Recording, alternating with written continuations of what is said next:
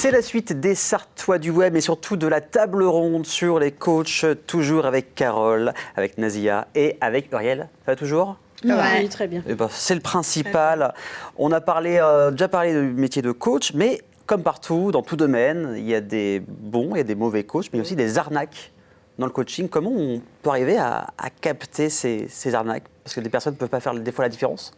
Déjà, excuse-moi, peut-être un premier point avant que mes collègues complètent, peut-être déjà de se dire qu'il y a quelques questions clés à poser.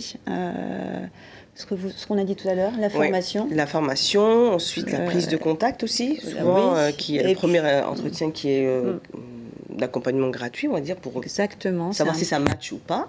C'est un premier rendez-vous. Et puis, surtout, c'est se renseigner quand même sur la personne qui va nous accompagner et savoir un peu son parcours, son histoire, ce qu'elle dit, ce qu'elle fait.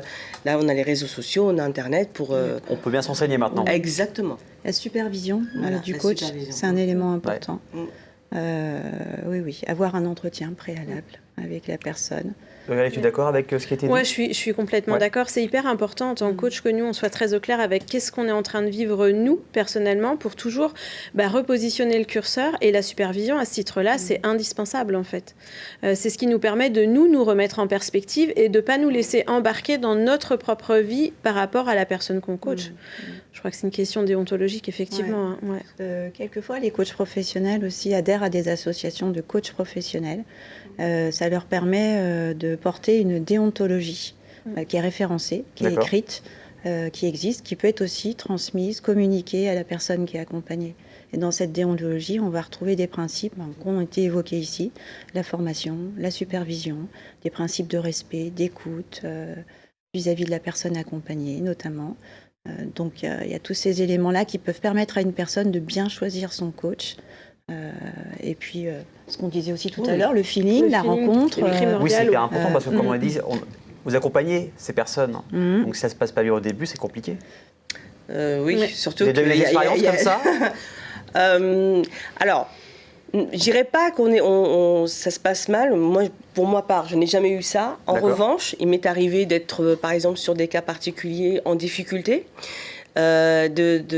D'identifier qu'il y a quelque chose qui bloque et là par contre je fais appel à un collègue. D'accord. Voilà, donc je vais chercher un collègue coach et c'est déjà arrivé ou un peu plus loin, quelquefois je tourne aussi vers des thérapies, quelquefois il y a des personnes qui en ont besoin et là je vais chercher les personnes et je lui dis écoute, est-ce que toi tu peux m'amener ta vision par rapport à ça, et juste ça permet de basculer et de sauter l'obstacle et on revient sur un rythme normal. Oui, donc on peut faire aussi appel aux autres pour... Voilà. Il y a une sorte de bienveillance, c'est ça ? Oui, tout à fait. Entre vous, Oui, il y a Voilà, on est tous dans le... On travaille sur de l'humain, donc c'est pas une boîte de conserve. Non, donc, c'est clair. Voilà, donc c'est vraiment chaque personne est particulière. On n'a pas un seul accompagnement qui se ressemble. Pas un seul. Oui. Et pourtant...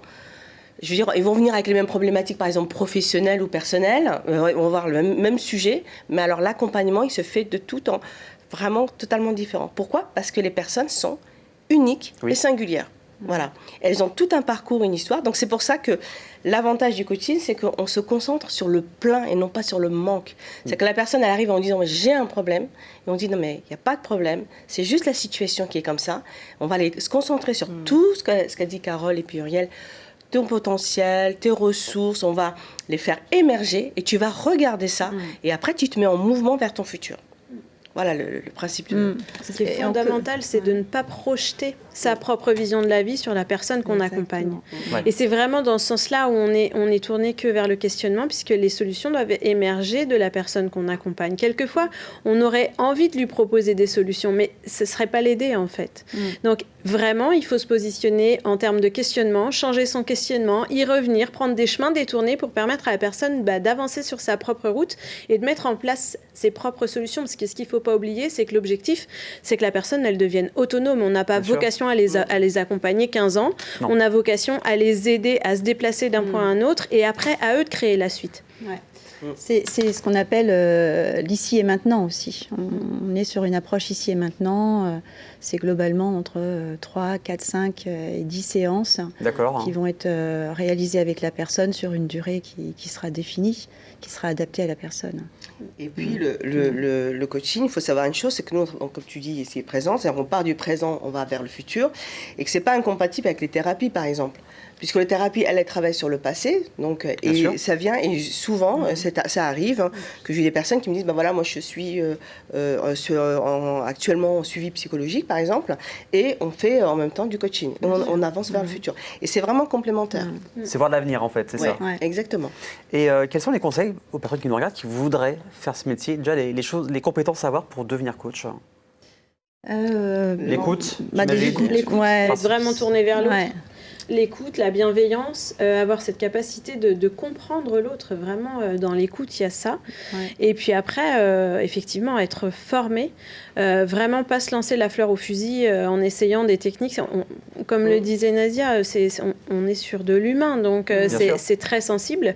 Même quand on est formé, on n'est jamais à l'abri de quelqu'un qui vit certaines choses difficilement, donc il faut savoir aussi l'accompagner au moment où ça se libère. Quelquefois, c'est extrêmement violent pour la personne de prendre conscience de certaines choses, donc il faut savoir l'accompagner, l'aider à rebondir, toujours dans ce rôle de...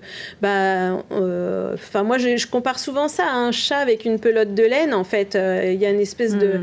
On la guide, mais il faut le faire toujours par petites touches et l'aider à retomber dans son chemin, quand même.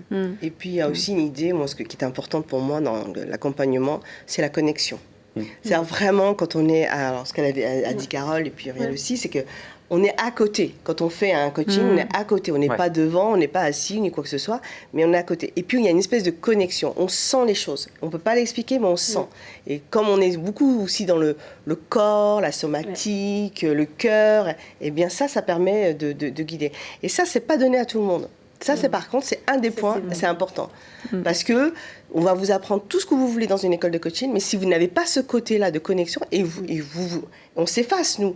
Que, quelque part, c'est qu'on essaye, ce qu'on appelle la maïeutique. On est en train d'accoucher un changement chez la personne. Voilà. Ça vient de la maïeutique, le coaching. Moi, je dis souvent qu'on aide la personne à reprendre les clés de sa maison. D'accord. Et des fois, plus largement, à reprendre son pouvoir aussi.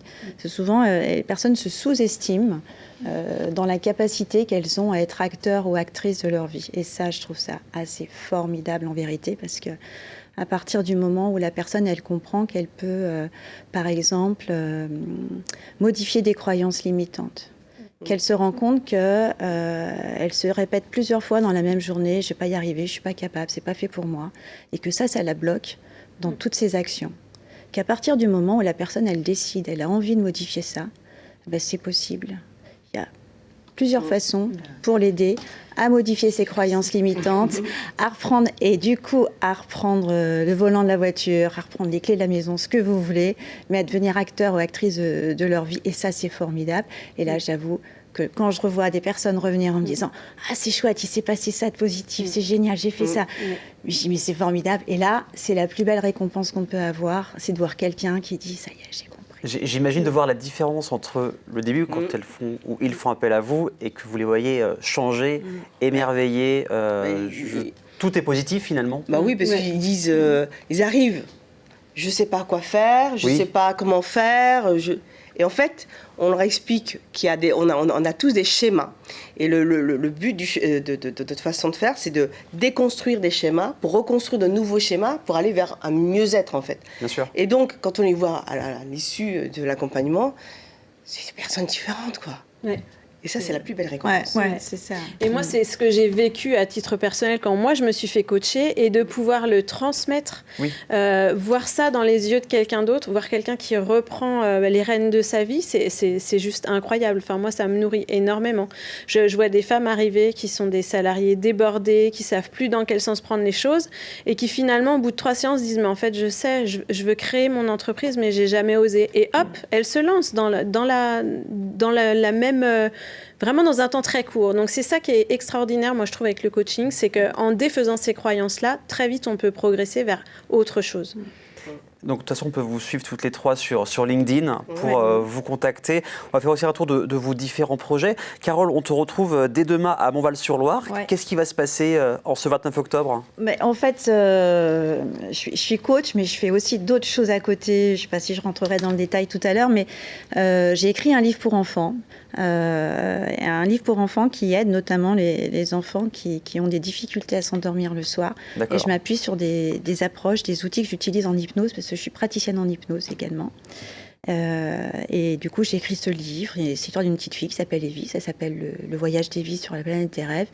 Et tout simplement, demain, je suis accueillie à l'espace culturel du Leclerc de Montval.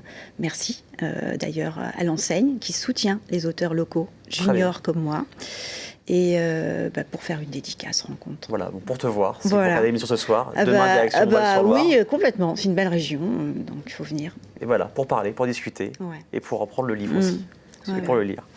Nazia, des projets qui vont arriver? Oui, alors moi je vais développer des ateliers de co-développement et puis alors je vais dire le terme constellation systémique, mais c'est plutôt le positionnement spatial. En gros, c'est comment mettre la pensée en 3D. Et là, c'est soit on le fait en groupe ou en individuel, et on fait jouer des rôles de représentation pour jouer les idées et ce qu'on pense.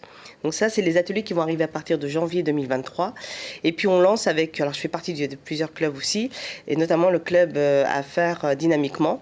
Et on lance à partir le 22 novembre l'atelier du dirigeant, où là, des dirigeants, des décideurs sont amenés à s'exprimer. Par exemple, sur une préoccupation, sur un sujet qui leur tient à cœur. Et on a 6 personnes qui sont en face de lui pour pouvoir l'aider à clarifier cette préoccupation, ce sujet-là. Donc ça va être le 22 novembre.